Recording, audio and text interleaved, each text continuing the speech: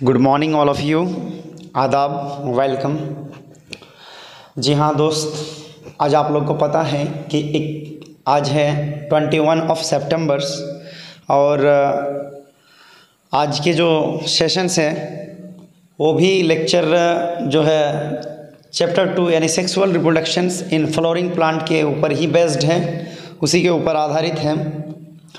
तो आप लोग सब कोई आ जाइए, फटाफट सेशंस को ज्वाइन कर लीजिए।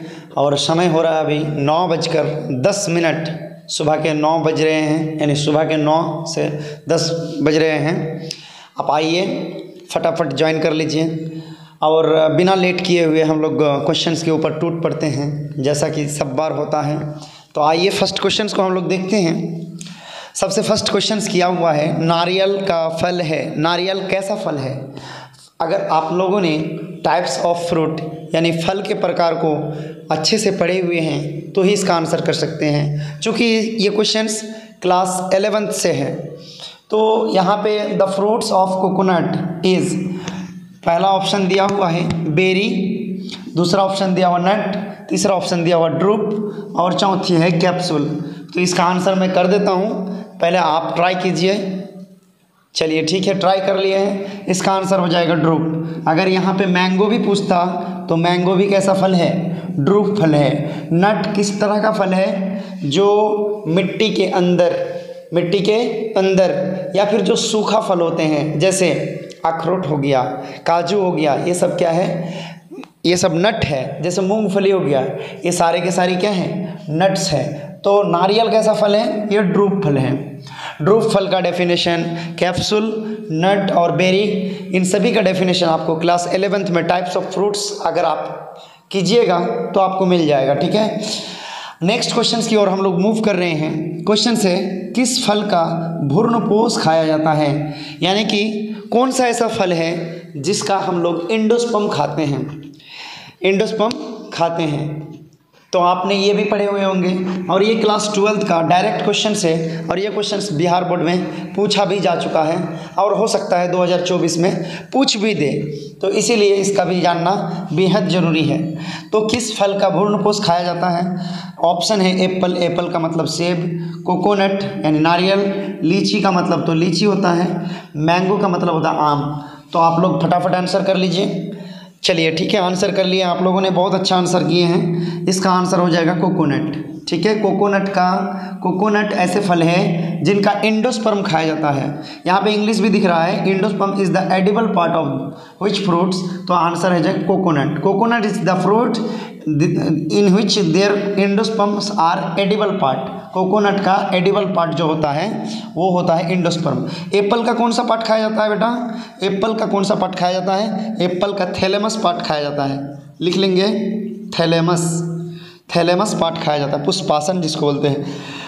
लीची का कौन सा जो है पार्ट खाया जाता है? तो इसको बोलते हैं फेलेसी एराइल। तो एराइल लिख लीजिएगा कम से कम। मैंगो का कौन सा पार्ट खाया जाता है? तो मैंगो का कौन सा पार्ट खाया जाता है? आपका इसका हो जाएगा मीजोकार्प। क्या हो जाएगा इसका? मीजोकार्प। आम का जो फल, आम फल जो होता है उसका खाने का हिस्सा, जो खाने वाला हिस्सा होता है उसका बस आप चमड़ा छील दीजिए और पकने के बाद आराम से वो लाल वाला हिस्सा खा लीजिए जो फ्लेशी होता है। नेक्स्ट क्वेश्चन है, बाह्य निषेचन किसमें होता है?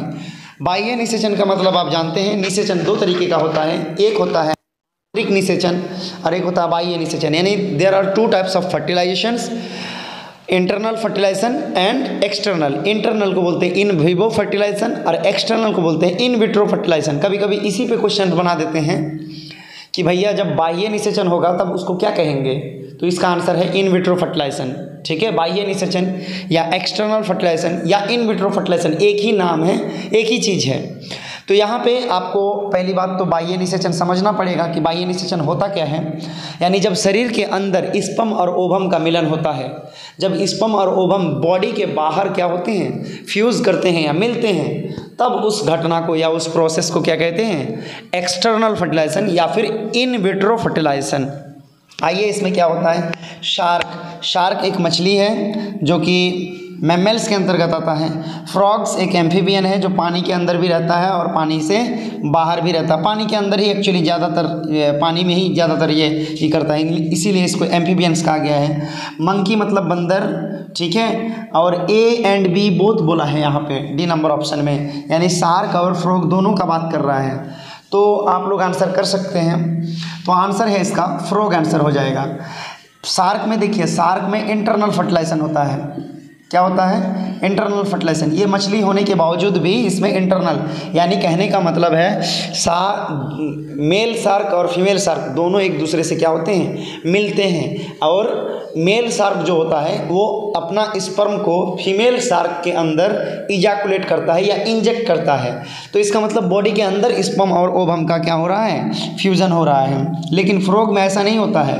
फ्रॉग में क्या होता है फिर? मेल पार्टनर जो होता है वो अपना स्पर्म को पानी में ही क्या कर देता है? छोड़ देता है। और जो फीमेल पार्टनर होता है वो क्या करता है? अपने ओवम को भी पानी के अंदर आउट कर देता है, रिलीज़ कर देता है, जिसके वजह से पानी में ही स्पर्म और ओवम दोनों आपस में क्या हो जाते हैं? फ्यूज हो जाते हैं। और उसी को हम लोग क्या कहते हैं? In vitro fertilization. हालांकि ये मछली में भी होता है, ठीक है, सिंपल मछलियों में भी होता है, खाली 2 मछलियों को छोड़ करके, 2-3 मछली, जैसे व्हेल हो गया, व्हेल मछली, दूसरा मछली का नाम है आपका शार्क मछली, और तीसरा है डॉल्फिन। ये तीनों को छोड़ करके सभी मछलियों में लगभग क्या होता है? इन विट्रो फर्टिलाइजेशन होता है। ए और बी कतई नहीं होगा, तो हमारा आंसर क्या हो जाएगा? फ्रॉग हो जाएगा। तो ठीक है, इसका एक बार स्क्रीनशॉट ले लीजिए। सो नेक्स्ट क्वेश्चन हमारा आ चुका है, और नेक्स्ट क्वेश्चन में पूछा है कि बल्बिल द्वारा कौन सी जीव जनन करता है? बल्बिल क्या है? बल्बिल जो होता है एक वेजिटेटिव यानी कायिक प्रवर्धन की एक जो है प्रकार है, टाइप्स है। और बल्बिल द्वारा कौन सा जीव जनन करता है ये क्वेश्चन पूछा है। ओनियन का मतलब प्याज, अगेव, जिंजर, पोटैटो। क्या आंसर हो जाएगा आप लोग का? जी हाँ, बिल्कुल सही आंसर है आप लोग का, बिल्कुल अगेव आंसर है, सही है। ओनियन में क्या होता है? बल्ब होता है ओनली। बल्ब द्वारा ये क्या करते हैं? जनन करते हैं, बल्ब, ठीक है, बल्ब संरचना द्वारा। जिंजर किसके द्वारा? तो राइजोम के द्वारा। किसके द्वारा? राइजोम के द्वारा। पोटैटो तो ट्यूबर के द्वारा। तो ये सब क्वेश्चन आ सकता है। आपको नॉलेज अच्छी खासी होनी चाहिए, तभी आप क्वेश्चंस को हल कर पाइएगा। पूछ देगा कि राइजोम द्वारा कौन सा जीव जनन करता है, तो अदरक होना चाहिए यानी जिंजर। बल्ब द्वारा तो ओनियन हो जाएगा, लहसुन हो जाएगा, यानी प्याज और लहसुन दोनों इसका उदाहरण है। बल्बिल अगेव, ठीक है। पोटैटो ट्यूबर, यानी आलू में जो होता है छोटे छोटे परकंद निकलते हैं या फिर बड्स निकलते हैं, जिनको एक्सेलरी बड्स कहा जाता है। एक्सेलरी बड्स, ये भी क्वेश्चन पूछा है, नीट में क्वेश्चन पूछा था। नेक्स्ट क्वेश्चन हमारा है स्टामेन के बाइलोब संरचना को क्या कहते हैं? स्टामेन, ये जो आपने फिगर बनाते हैं इस तरीके से, ठीक है, एक्चुअली इस तरीके से बनाते हैं आप लोग, इस तरीके से दिया हुआ रहता है। ये जो बाइलोब स्ट्रक्चर है इसको क्या कहा जाता है? तो ऑप्शन है ओवरी, फिलामेंट, स्टाइल या एंथर। तो इसका आंसर मुझे लगता है आप लोग बहुत अच्छी तरीके से दे सकते हैं, क्योंकि जब चैप्टर 2 आप पढ़ते हैं तो आपको मेल और फीमेल दोनों सेक्स ऑर्गन्स के बारे में पढ़ाया जाता है। सेक्स ऑर्गन या सेक्स पार्ट के बारे में पढ़ाया जाता है। मेल सेक्स पार्ट कौन सा है, फीमेल का सेक्स पार्ट कौन सा है, तो इस तरीके से पढ़ाया जाता है। इस पूरे स्ट्रक्चर को स्टामेन कहते हैं, जिसका फिगर पूछ चुका है कि स्टामेन का फिगर कैसा होता है। तो ये लंबा सा जो डंडी दिख रहा है इसको बोलते हैं फिलामेंट। इसको क्या बोलते हैं? फिलामेंट। और ये जो स्ट्रक्चर देता है इसको बोलते हैं एंथर। तो यही इसी के बारे में पूछा है कि ये जो स्टामेन है इनके ऊपर जो बाइलोब स्ट्रक्चर होता है उनको क्या कहते हैं? तो एंथर। क्या आंसर हो जाएगा? एंथर हो जाएगा। हालांकि स्टाइल और ओवरी ये दोनों के दोनों फीमेल पार्ट है, ये दोनों के दोनों फीमेल पार्ट है, लेकिन यहाँ पे स्टामेन जैसे ही बोल देता है तो यानी कि मेल पार्ट के बारे में पूछता है। तो फ्रेंड्स, सेकंड चैप्टर का भी ऑब्जेक्टिव हम लोगों ने लगभग कर लिए। जो भी बचा खुचा हुआ है हम लोग लगातार वीडियो अपलोड करते रहेंगे, लगातार सेशन पे सेशन करते रहेंगे, जिनमें से हम लोग और भी ज़्यादा क्वेश्चंस को प्रैक्टिस करने का कोशिश करेंगे। जो हम लोग का नेक्स्ट जो सेशंस होगा या लेक्चर होगा वो हमारा ह्यूमन रिप्रोडक्शंस पे बेस्ड होगा, यानी चैप्टर नंबर 3 मानव जनन के बारे में हम लोग डिस्कस करेंगे। अगर वीडियो अच्छा लगे तो do like, do share and do subscribe, और फ्रेंड सर्किल को भी इन्फॉर्म कर दें ताकि इस प्लेटफॉर्म में आकर वो बोर्ड का जो होता है बढ़िया से प्रिपरेशन कर पाए। ठीक है, आप एक बार स्क्रीनशॉट ले सकते हैं अच्छे से। तब तक के लिए जय हिंद, जय भारत।